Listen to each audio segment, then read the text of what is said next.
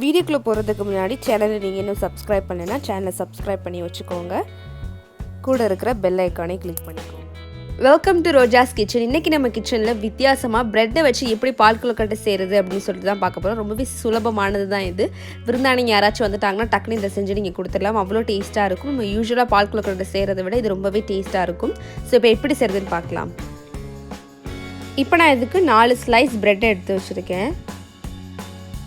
இப்போ நான் எடுத்த ப்ரெட் ஓரங்கள் எல்லாத்தையுமே கட் பண்ணிட்டேன். இப்போ நம்ம இதை மிக்ஸி ஜாரில் கிரைண்ட் பண்ணிடலாம்.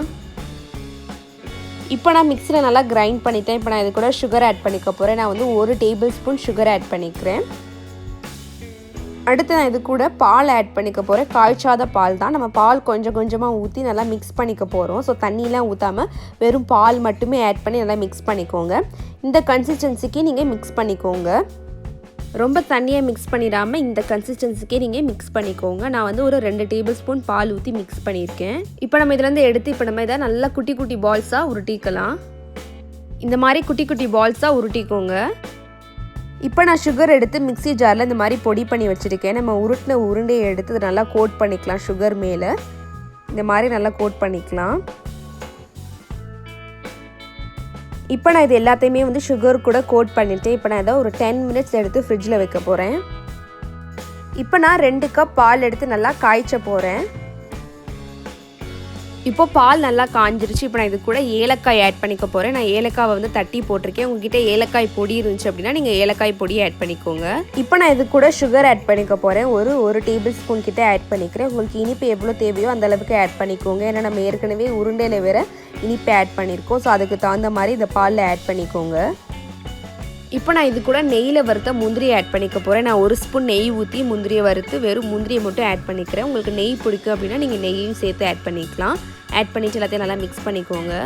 இப்போது 10 மினிட்ஸ் ஆயிடுச்சு. நான் ஃப்ரிட்ஜிலேருந்து எடுத்துகிட்டு நம்ம சுகரில் கோட் பண்ணி வச்சுருந்த ப்ரெட் உருண்டை எல்லாத்தையுமே இந்த மாதிரி பால் நல்லா பொங்கி வரையில் நம்ம உருட்டி வச்சுருக்க உருண்டை எல்லாத்தையுமே ஆட் பண்ணிக்கோங்க. நீங்கள் உருண்டை ஆட் பண்ண பிறகு தனியாக வேக வைக்கணும் அப்படின்ற அவசியம் இல்லை. ஒரு கொதி வந்த பிறகு நீங்கள் அடுப்பை ஆஃப் பண்ணிட்டீங்க அப்படின்னா நமக்கு ப்ரெட் பால் கொழுக்கட்டை ரெடியாக ஆயிரும். இப்போ ஒரு கொதி வந்துருச்சு. நான் அடுப்பை ஆஃப் பண்ணிக்கிறேன். இப்போ நமக்கு ப்ரெட் பால் கொழுக்கட்டை ரெடி ஆயிடுச்சு. பாருங்கள், நம்ம உருட்டி போட்ட எந்த உருண்டையுமே வந்து கரையவே இல்லை. பாருங்கள், அப்படியே முழுசாக இருக்குது பாருங்கள். ஸோ ரொம்பவே சிம்பிளான ரெசிபி தான். ஸோ கண்டிப்பாக இதில் ட்ரை பண்ணி பாருங்கள்.